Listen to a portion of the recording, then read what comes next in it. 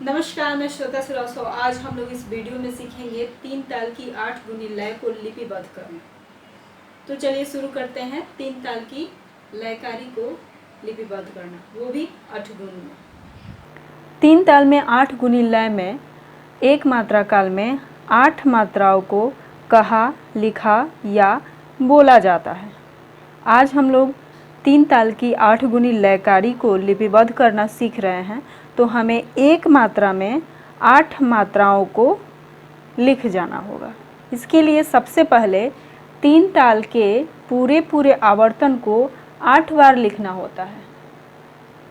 तभी जब हम उसे मल्टीप्लाई करके 8 संख्याओं को एक मात्रा काल में लिखेंगे तो वो पूरे सम से सम तक की आवृत्ति पूरी कर लेगी। मतलब 1 से 16 तक की आवृत्ति पूरी करने के लिए हमें 3 ताल को पूरे 8 बार लिखना होगा। मतलब उसका एक आवर्तन एक बार माना जाएगा। तो इस तरह से हम 3 ताल को 8 बार पूरे आवर्तन को लिखेंगे, तब 3 ताल की 8 गुनी लय बनेगी। चलिए 3 ताल को हम लोग पहले 8 बार लिख लेते हैं।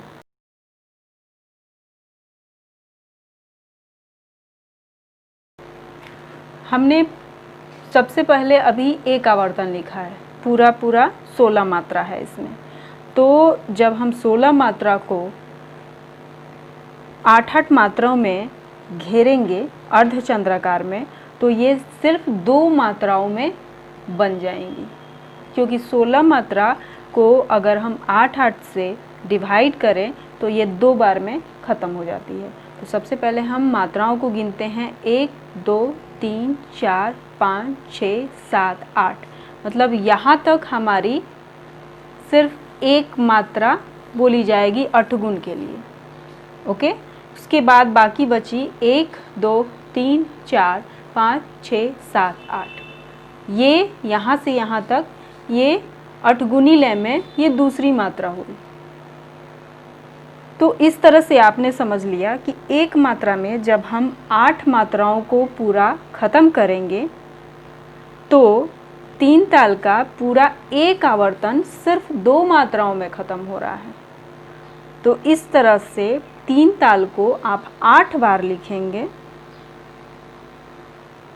तो यह 8 गुनी लय बनेगी। अब हम सबसे पहले 3 ताल को पहले पूरा आवर्तन फिनिश करके 8 बार लिख लेते हैं। हमने एक बार यहाँ लिख चुका है, बाकी 7 बार पहले लिख लेते हैं। यहाँ पे हमारे 3 ताल के 8 पूरे आवर्तन कंप्लीट हो चुके हैं। ध्यान से देखिए, जहाँ भी एक आवर्तन पूरा होता है मैंने वहाँ कॉमा का चिन्ह लगाया है। जैसे यहाँ पे पहला आवर्तन पूरा हो रहा है, फिर दूसरा आवर्तन यहाँ, तीसरा यहाँ, चौथा यहाँ पे, पांचवा यहाँ, छठा यहाँ, सातवां यहाँ और 8वां कंप्लीट यहाँ। जब भी एक आवर्तन पूरा हो तो आप अपने पहचान के लिए कॉमा का चिन्ह लगा लीजिए, क्योंकि इससे आपको सुविधा होगी अपने आवर्तन को बांटने या समझने में। बार बार उसे वापस से शुरू से गिनना ना पड़ेगा। अब हम इसे अर्धचंद्राकार में 8 मात्राओं को एक मात्रा बनाते हैं।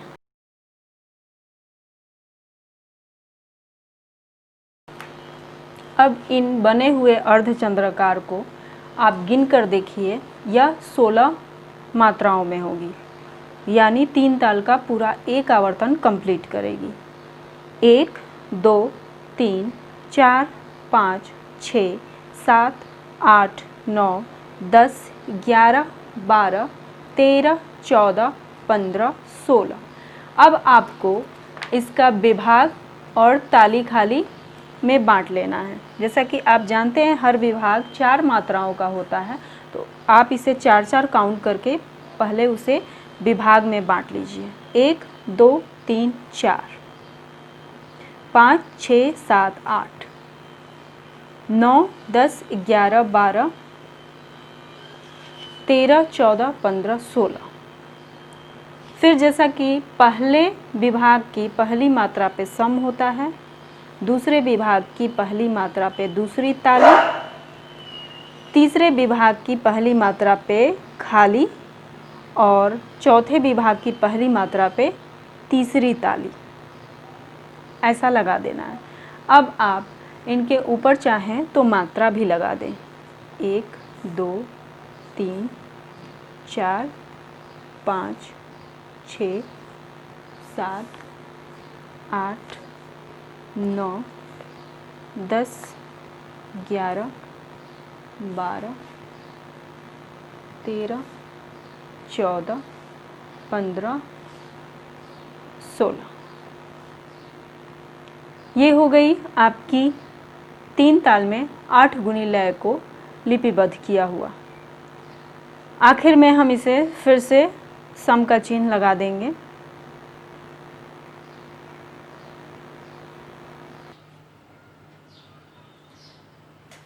जैसे हमने 8 गुनी लय लिखा है, वैसे ही आप किसी भी लय को लिख सकते हैं।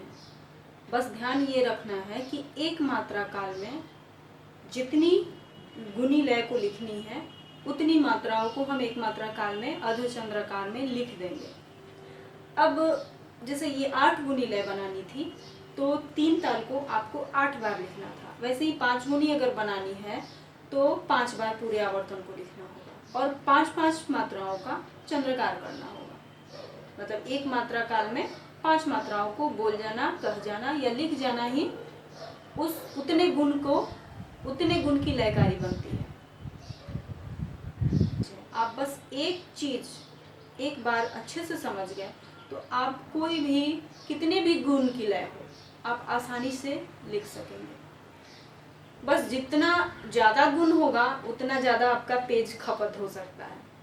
जैसे अगर आप ठा लय लिख रहे हैं तो एक मात्रा काल में एक ही मात्रा आती है, 2 गुनी लय के लिए 2 मात्रा, 3 गुनी के लिए 3।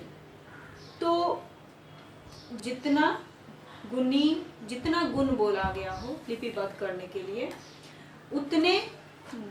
उतने आवर्तन लिखने होते हैं किसी भी ताल का। जैसे अगर आप 3 ताल को छोड़ दीजिए, झपताल में ही अगर किसी ने बोला कि 5 गुनी लय लिखना है तो पहले झपताल के पूरे आवर्तन को 5 बार लिखना होगा 5 गुनी लय के लिए, और फिर हर मात्रा पे 5-5 मात्राएं आनी चाहिए। ये मैथ है, एक तरह से गणित। आप जो पढ़ते हैं डिवाइड, मल्टीपल, ये सारी चीज़ें इसमें है, उसी चीज़ का ध्यान रखना है और फिर आप कोई भी लय आसानी से बना लेंगे। इसी तरह हम बोलने में भी यही सारे सिद्धांत इस्तेमाल करते हैं।